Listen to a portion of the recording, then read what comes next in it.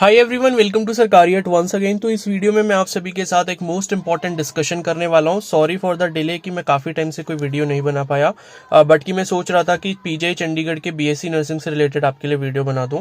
तो देखो, इसका एग्जाम आपका बहुत करीब आ चुका है एंड इसका एडमिट कार्ड 1 से 2 दिन के अंदर अंदर आ जाएगा। एडमिट कार्ड कैसे डाउनलोड करना होगा वो भी मैं अभी आपको समझा दूंगा।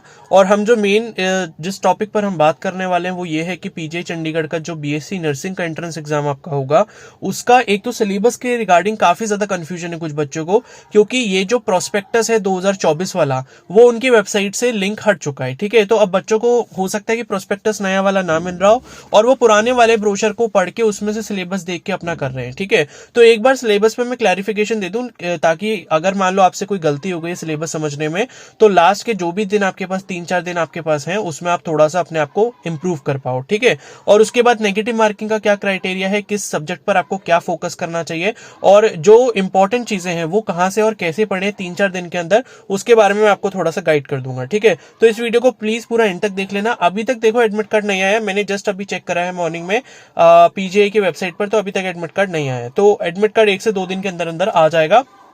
ठीक है, तो तभी आपको एग्जाम सिटी अपना पता चलेगा, उसके अकॉर्डिंग आप अपनी प्लानिंग वगैरह कर सकते हो जिस तरीके से भी आपको जाना है। तो यहां पर सबसे पहले देखो एग्जाम डेट के ऊपर चर्चा कर लेते हैं, क्योंकि इसके रिगार्डिंग में बहुत सारे बच्चों को डाउट है कि 25 जुलाई को है 26 जुलाई को। तो यहां पर आप देखोगे जो इंपॉर्टेंट डेट्स वाला सेक्शन दिया हुआ इन्होंने, इसमें लिखा है जो starting of BSc nursing online registration सबसे पहले दिया है 1 जून से स्टार्ट हो गया था, 30 जून को आपकी लास्ट डेट एंड हो गई थी। करेक्शन आपका 4 से 5 जुलाई के बीच में होता है। और CBT entrance exam computer based entrance test की डेट इन्होंने लिखी है 26/7/2024, यानी कि बीएससी नर्सिंग पीजीआई चंडीगढ़ का जो एग्जाम है वो 26 जुलाई 2024 को होगा। तो आई होप अब आपको इसके ऊपर कोई भी कंफ्यूजन नहीं होना चाहिए। ठीक है, और इसकी बात करें रिजल्ट की, तो 9 अगस्त 2024 इन्होंने डेट दी है, 9 अगस्त को इसका रिजल्ट डिक्लेयर हो जाएगा। और रिजल्ट के बाद अगर आप काउंसलिंग में मेरी पर्सनल हेल्प लेना चाहते हैं तो आप मेरा मेंटरशिप बैच ज्वाइन कर सकते हैं। उसके जो चार्जेस हैं वो ₹297 है। तो जिसको भी काउंसलिंग में मेरी मदद चाहिए होगी कि काउंसलिंग वगैरह कैसे करनी है, क्या क्या सारे डॉक्यूमेंट्स यूज करने हैं, कैसे एडमिशन के लिए जाना है, तो इन सब के लिए अगर आपको मेरी पर्सनल गाइडेंस चाहिए होगी तो आप उस बैच में एनरोल कर सकते हो। एनरोल करने के लिए आप मेरे को टेलीग्राम पर मैसेज कर सकते हो, टेलीग्राम आईडी आपको स्क्रीन पर दिख रही होगी। ठीक है, अब इसके बाद बात करते हैं डॉक्यूमेंट वेरिफिकेशन वगैरह 11 अगस्त से होगा आपका। और बीएससी नर्सिंग की काउंसलिंग ने लिखा है 12 अगस्त से होगी, क्योंकि जो कैंडिडेट्स के डॉक्यूमेंट सारे सही पाए जाते हैं वही बच्चे आगे काउंसलिंग में पार्टिसिपेट कर पाते हैं। और पोस्ट बेसिक का भी वही सेम है, आगे काउंसलिंग का उनका टेंटेटिव शेड्यूल दिया हुआ है। अब यहां पर आगे चलते हैं थोड़ा सा। ठीक है, बाकी जो इंपॉर्टेंट चीजें हैं जिसके ऊपर हम जाने वाले हैं वो एक बार देख लेते हैं, जो हमारा मेन है सिलेबस के रिगार्डिंग। ठीक है ना, तो यहां पर देखो सिलेबस के बारे में मैं आपको इन्फॉर्मेशन अच्छे समझा देता हूं।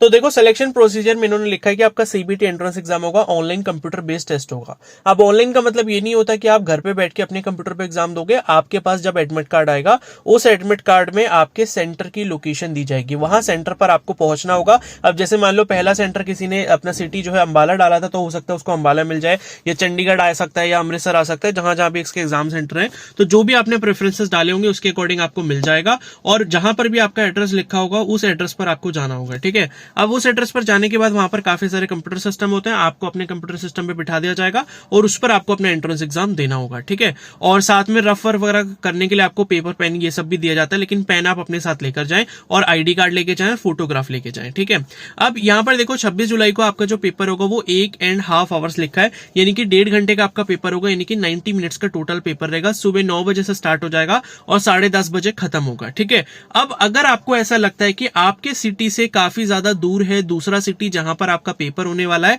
तो मैं आप सभी कैंडिडेट्स को यही सजेस्ट करूंगा कि आप एक दिन पहले पहुंच जाएं और पहुंचने के बाद रात में वहां पर स्टे कर लें, ताकि आप नेक्स्ट डे जब पेपर देने जा रहे होंगे तो आप काफी ज्यादा कंफर्टेबल फील करें। क्योंकि बहुत सारे बच्चे ये गलती कर देते हैं कि जिस दिन पेपर होता है उसी दिन सुबह सुबह पहुंचते हैं और कुछ ऐसा ही प्लान करते हैं कि भाई रात में निकलेंगे सुबह सुबह पहुंच जाएंगे।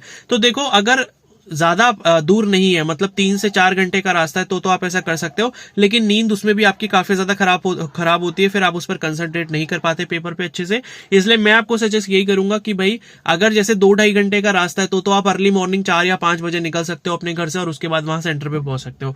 लेकिन आपको लगता है कि 4-5 घंटे का रास्ता है, तो मैं आपको यही सजेस्ट करूंगा कि एक दिन पहले आप रात तक पहुंच जाओ और रात में पहुंचने के बाद वहां पर स्टे कर लो जहां पर भी आपका एग्जाम सिटी है। ठीक है, और सुबह सुबह फ्रेश मूड से आप पेपर दो, क्योंकि 9 बजे से 10:30 का पेपर है। इसका मतलब यह है कि आपको एग्जाम सेंटर किसी भी हाल में 7:30 बजे से लेके 7:45 तक पहुंच जाना होगा, क्योंकि 8:30 बजे के बाद एंट्री बिल्कुल भी नहीं होगी और हो सकता है कि 8 बजे के बाद ही एंट्री बंद हो जाए। तो मैं आपको सजेस्ट यही करूंगा कि 7:30 बजे तक जो है आप यहां पर पहुंच जाएं। ठीक है, तो एग्जाम सिटी ये है, जो भी आपने फिल करे होंगे उसके प्रेफरेंसेस के अकॉर्डिंग आपको मिल जाएगा।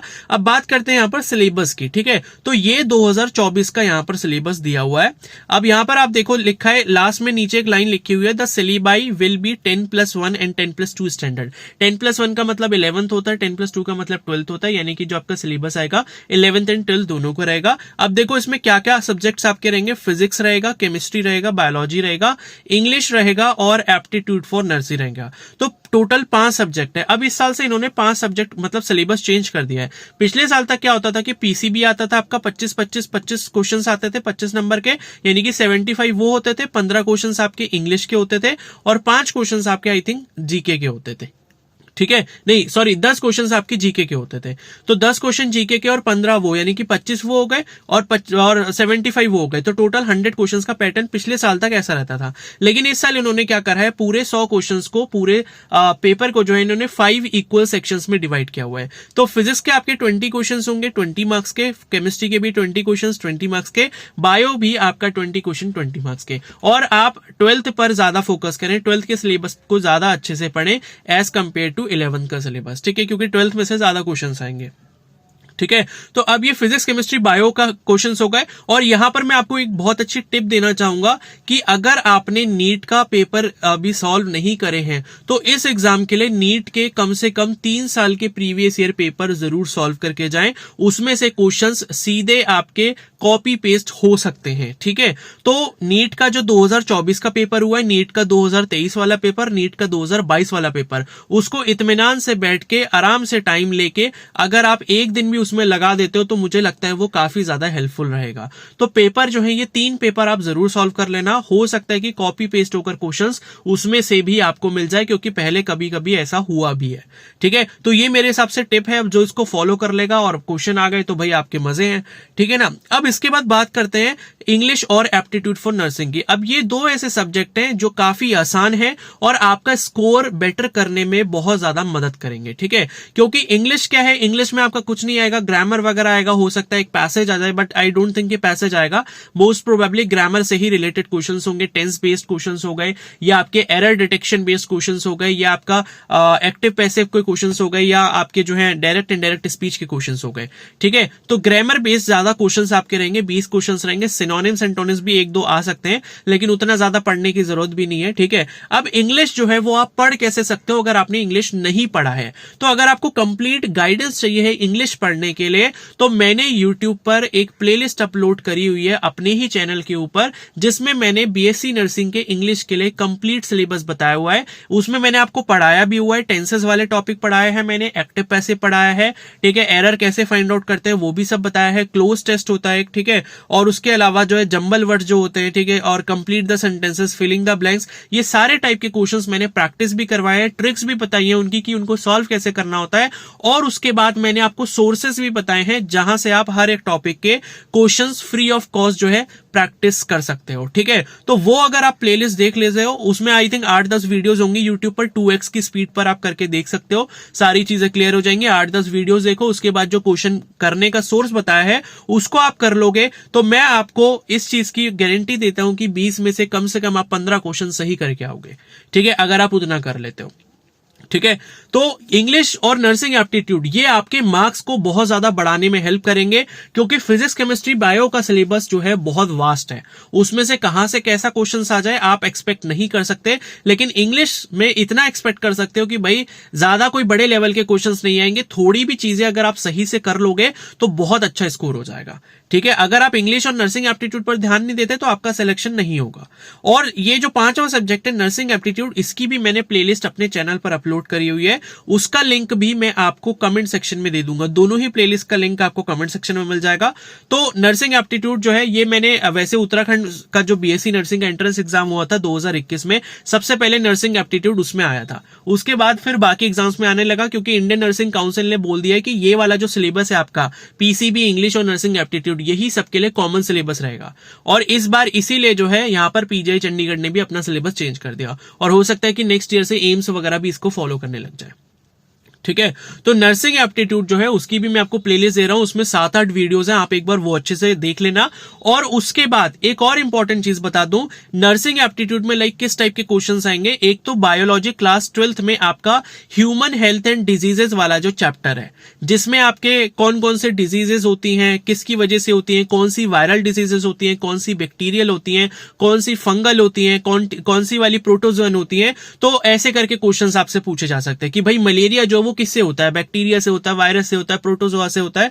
ठीक है, तो डिजीजेस से ऊपर रिलेटेड क्वेश्चंस आपकी नर्सिंग एप्टीट्यूड में आ सकते हैं, या फिर आपकी इम्यूनिटी के ऊपर क्वेश्चंस आ सकते हैं। एक्टिव इम्यूनिटी क्या होती है, पैसिव इम्यूनिटी क्या होती है, इम्यूनाइजेशन क्या होता है, वैक्सीनेशन क्या होता है, ऐसे क्वेश्चंस हो गए। ठीक है, टी सेल्स क्या होते हैं, बी सेल्स क्या होते हैं। तो ह्यूमन हेल्थ एंड डिजीजेस वाला जो चैप्टर है आप प्लीज अच्छे से पढ़ ले। मलेरिया की उसमें साइकिल दी है, एचआईवी की भी आई थिंक साइकिल उसमें दी हुई है, लाइफ साइकिल, तो उसको भी आप अच्छे से पढ़ लें। और उसके बाद और भी अलग अलग डिजीजेस पूछे जा सकते हैं कि इनके वेक्टर क्या होते हैं, इनके कॉजेटिव एजेंट क्या होते हैं, टाइफॉइड किससे कॉज होता है। ठीक है, जैसे आपका टाइफॉइड हो गया, ठीक है, और उसके जैसे साल्मोनेला टाइफी से होता है, और इसी तरीके से जो है एस्केलमिंथीस के द्वारा जो है कौन कौन सी डिजीजेस होती हैं। ठीक है ना, लिवर फ्लूक से कौन सी डिजीज होती है। तो ये सब जितनी भी चीजें हैं वो आप एक बार ये जो है अब ह्यूमन हेल्थ एंड डिजीजेस वाला चैप्टर आपका बायो में तो देखो काम आना ही आना है, लेकिन नर्सिंग एप्टीट्यूड में भी बहुत मदद करेगा। तो उस चैप्टर को प्लीज बहुत अच्छे से पढ़ लेना। और उसके बाद एक और चीज पे ध्यान देना, नर्सिंग एप्टीट्यूड में और क्वेश्चंस कैसे होते हैं, बेसिकली हॉस्पिटल से रिलेटेड क्वेश्चंस पूछे जाते हैं। तो हॉस्पिटल एडमिनिस्ट्रेशन से अगर आपको कहीं पर कुछ भी सोर्स मिलता है तो उसको देख लेना।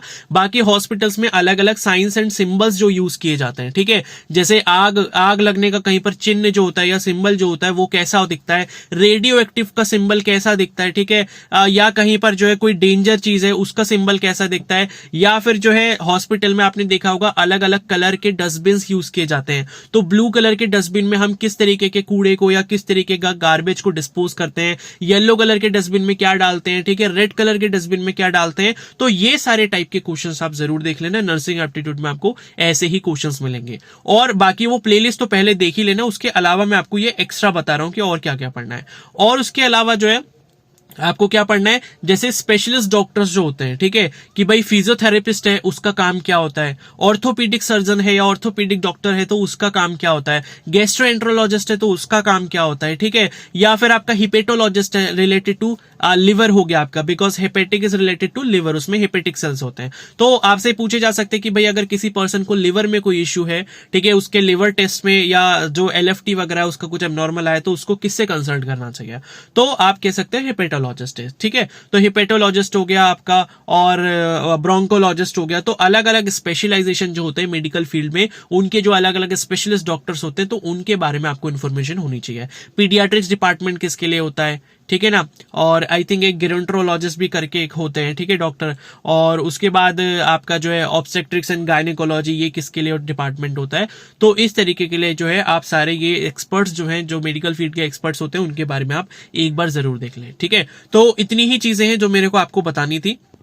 और यहां पर जो है आपकी नेगेटिव मार्किंग होगी, ठीक है। नेगेटिव मार्किंग आपकी कितनी की, नेगेटिव मार्किंग है आपकी 0.25 की। यहाँ टाइप ऑफ पेपर में देख सकते हो लिखा हुआ है 100 एमसीक्यू होंगे, 100 नंबर के होंगे, और लास्ट में लिखा है there will be negative marking to the tune of 0.25 marks for each wrong answer. तो देखो भाई, जितने क्वेश्चन सही हो रहे हो उतने सही करके आना, गलत मत करके आना, क्योंकि बहुत सारे बच्चे यही करते हैं कि भाई 60 क्वेश्चन सही करे और उसके बाद 30 गलत कर दिए अलग से, टोटल 90 क्वेश्चन अटेम्प्ट करके आ गए। भाई ऐसी जरूरत ही क्या है, 60 क्वेश्चन अगर सही करके आओगे और बिल्कुल सही करके आओगे और कोई गलत नहीं करके आओगे तो सिलेक्शन मिल जाएगा। लेकिन 60 सही करने के बाद अगर 30 गलत कर दोगे तो उसके बाद जो है आपके काफी सारे नंबर जो है क्या हो जाएंगे, नेगेटिव में चले जाएंगे। तो जो 60 नंबर आने चाहिए थे वो आपके 50 के आसपास पहुंच जाएंगे। तो इससे बहुत बड़ा लॉस होता है, इसलिए नेगेटिव क्वेश्चंस ना ही करें तो बहुत अच्छा रहेगा। जिसमें आपको बहुत ज्यादा गट फीलिंग आ रही है कि भाई ये क्वेश्चन हो सकता है तो आप करें, अदरवाइज फालतू में ऐसा ना सोचे कि भाई मेरे नंबर कम हो रहे हैं तो बाकी क्वेश्चन में तुक्के लगा देते हैं और उससे जो है हमारा तुक्का सही हो जाएगा। तो ऐसी गलती आप बिल्कुल भी ना करें, ठीक है। तो ये हो गया। अब मैं आपको बता देता हूं कि भाई एडमिट कार्ड आपको कैसे डाउनलोड करना होगा। तो देखो, अगर आपने एप्लीकेशन फॉर्म खुद से भरा था तो आपको पता होगा, उसी वाली वेबसाइट पे जाना है। आपको गूगल में क्या सर्च करना है, PGI MER करके सर्च करना है। वो सर्च करने के बाद आप पहली वाली वेबसाइट पर क्लिक करोगे, जो पहला लिंक गूगल सर्च के रिजल्ट्स में आएगा PGIMER.edu.in, इस पर जाओगे। इस पर जाने के बाद जो है वहां पर थोड़ा सा नीचे को स्क्रॉल करोगे, वहां पर आपको एक बच्चे का कार्टून जैसा दिख जाएगा, एक स्टूडेंट का कार्टून दिख जाएगा। वहां पर उसके नीचे लिखा होगा इन्फो फॉर स्टूडेंट्स। उस पर जब आप क्लिक करोगे तो लिख के आएगा इन्फो फॉर स्टूडेंट्स। उस पर क्लिक करना है। क्लिक करने के बाद जितने भी सारे वहां पर नोटिफिकेशन लाइन से दिख रहे होंगे, उसी में ऊपर कहीं आपको दिख जाएगा, लेकिन अभी नहीं आया। जब आएगा तो उसके बाद, तो 1 से 2 दिन बाद आप उसको चेक जरूर कर लें। और उसके बाद उस पर क्लिक करके आप लॉग इन कर सकते हैं। जो भी आपका रजिस्ट्रेशन नंबर वगैरह था, यूजर ID पासवर्ड था, उसको यूज करके आप लॉग इन कर सकते हैं। और लॉग इन करने के बाद जो है आप अपना एडमिट कार्ड एक्सेस कर सकते हैं। ठीक है, तो आई होप सारी इन्फॉर्मेशन आपको क्लियर हो गई होगी। बाकी सारे अपडेट्स के लिए जो है फ्यूचर में काउंसलिंग वगैरह किस तरीके से होगी उसके ऊपर भी मैं वीडियो बना दूंगा। तो चैनल को आप जरूर सब्सक्राइब कर लो और बेल आइकन को प्रेस कर लो। और अगर किसी को भी एग्जाम देने के बाद अगर लगता है उसका कि सिलेक्शन हो सकता है, तो वो कैंडिडेट अगर मेरी पर्सनल हेल्प लेना चाहता है काउंसलिंग में, तो एनरोल कर सकता है। काफी सारे बच्चों को मैं ऑलरेडी गाइड कर रहा हूँ। 60+ मेंबर्स हो चुके हैं उस ग्रुप में। और जब अभी एम्स वगैरह की काउंसलिंग हुई थी तो बहुत सारे बच्चों को दिल्ली भी मिला है, जोधपुर मिला है, ठीक है, एम्स रायपुर भी मिला है, बीबी नगर भी मिला है, गुवाहाटी भी मिला है। बहुत सारे बच्चों का एम्स में सिलेक्शन हुआ है। और उसके बाद अभी जो है ऑल इंडिया लेवल पे जो BPT का एंट्रेंस एग्जाम होता है, उसमें भी काफी सारे बच्चों का सिलेक्शन हुआ है। ठीक है, तो ये है कि आप बहुत सारे बच्चे ट्रस्ट कर रहे हैं, तो आप चाहो तो आप भी कर सकते हो। तो आपके ऊपर डिपेंड करता है। अगर आपको मेरी वीडियोस अच्छी लगती है तो आप मेरे ऊपर ट्रस्ट कर सकते हो और मेरी हेल्प ले सकते हो। तो अब इस वीडियो को यहीं पर एंड करते हैं। बाकी आपके अपने जो भी डाउट्स हैं वो आप मेरे को कमेंट सेक्शन में बता देना। Okay, so thank you and have a nice day.